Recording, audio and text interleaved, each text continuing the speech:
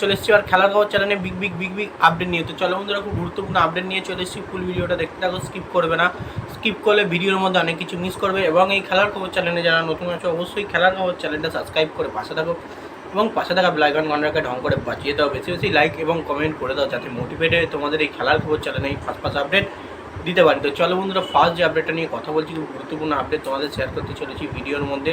তো ফার্স্ট আপডেটটাই হচ্ছে MBSG পিসিবির player Ashis রায়কে নিয়ে। তো আশিস রায়কে নিয়ে যে খবরটা উঠে আসছে, আশিস রায় কিন্তু ধীরে ধীরে সুস্থ হতে চলেছে, মানে ফিট হতে চলেছে বা ফিট হচ্ছে। মানে বেসিক্যালি তোমরা নিশ্চয়ই জানো, ক্যালকাটা ফুটবলের লিগের জন্য যে জুনিয়র দল প্র্যাকটিস সেশন করছেন, তার সঙ্গে বাস্তব রায় কোচিং করাচ্ছেন। সেইখানে কিন্তু ওনাদের সঙ্গে এই জুনিয়র প্লেয়ারদের সঙ্গে কিন্তু আশিস রায়কেও দেখা যাচ্ছে প্র্যাকটিস সেশন সারছেন। মানে তিনি যত তাড়াতাড়ি ফিট হতে পারবেন, বড়দের ম্যাচে সিনিয়র দলে যোগ দিতে পারবেন, সেই কারণে কিন্তু ছোটদের সঙ্গে তিনি প্র্যাকটিস সেশন সারছেন।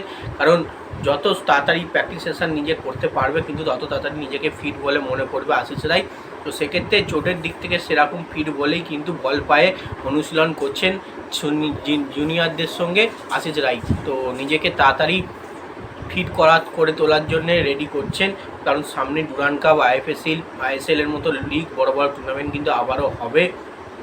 সুপার কাপ, এই সমস্ত কাপে কিন্তু মোহনবাগানের হয়ে খেলতে হবে। মোহনবাগানের জার্সি গায়ে পারফরমেন্স দিতে হবে ভালো, যেমন পারফরমেন্স আশিস রায় দিয়ে আসছে। তো সেই পারফরমেন্স দেওয়ার জন্যই কিন্তু তিনি অনুশীলন করে নিচ্ছেন, ছোটদের সঙ্গে নিজেকে ফিট রাখছেন এবং পারফরমেন্স এবং খেলার মধ্যে থাকার জন্যে এই অনুশীলন। তো নেক্সট যে আপডেটটা নিয়ে এবার কথা বলবো, খুব গুরুত্বপূর্ণ আপডেট, সেটা হচ্ছে এমবিএসজি শিবিরের নয়নের মণি দিমিত্রি পেত্রাতসকে কিন্তু হয়তো আইএসএলে মোহনবাগানের জার্সি গায়ে দেখতে পাবো না, কিন্তু আইএসএল খেলতে দেখতে পাবো নর্থ ইস্ট ইউনাইটেডের জার্সি গায়ে।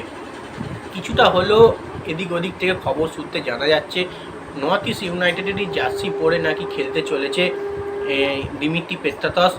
অন্য কোনো দলের সঙ্গে কিন্তু কানেকশান দেখা যাচ্ছে না, কিন্তু কিছুটা হলেও কানেকশান দেখা যাচ্ছে নর্থ ইস্টের সঙ্গেই। এবং শুরুতেই কিন্তু নর্থ ইস্টের জার্সি করেই এডিট করে একটা পোস্ট করা হয়েছিল, সেই পোস্টটা নিয়ে প্রচুর কল্পনা হচ্ছে। এদিকেও তোমরা জেনে রেখে দাও, দিমিত্রি যে নর্থ ইস্টেই যাবে পুরোপুরি যে কনফার্ম তা কিন্তু নয়। হ্যাঁ, নর্থ ইস্টের সঙ্গে হয়তো তার কথাবার্তা চলছে নর্থ ইস্ট দলে খেলার জন্যে, সেই কারণেই কিন্তু নর্থ ইস্টকে নিয়ে এতটা আলোচনা চলছে। তোমরা এইটুকু জেনে রেখে দাও, যদি মোহনবাগান শিবির ছেড়ে দিমিত্রি পেত্রাতস আইএসএলে কোনো দলে খেলে, সেটা কিন্তু নর্থ ইস্ট ইউনাইটেডে খেলার চান্সটাই বেশি। এবং আমরা দিমিত্রিকে নর্থ ইস্ট ইউনাইটেডের জার্সি গায়ে প্রতিটা টুর্নামেন্ট কিন্তু খেলতে দেখতে পাবো ভারতের মাটিতে। তো যাই হোক, দেখা যাক দিমিত্রি পেত্রাতস লাস্ট শেষমেশ কোন দলে সই করে। তো এবার নেক্সট যে আপডেটটা নিয়ে কথা বলবো, সেটা হচ্ছে খুব গুরুত্বপূর্ণ আপডেট। এআইএফএ প্রেসিডেন্ট কল্যাণ চৌবে কিন্তু জানিয়েছে প্রতিটা ক্লাব জোট হচ্ছে, ক্লাব জোটের মাধ্যমে আইএসএল হবে। এবং এফএসডিএলকে কিন্তু ক্লাব জোটই রাজি করাচ্ছে। এফএসডিএল তোমরা নিশ্চয়ই জানো, এফএসডিএল এলেই কিন্তু পুরোপুরি টুর্নামেন্টটা ফুল হবে এবং তার সঙ্গে লাইভ টেলিকাস্টের কোনো রকম প্রবলেম থাকবে না। যেমন আইএসএল জমজমাটি আইএসএল হয়, সেরকম জমজমাটি আইএসএল হবে।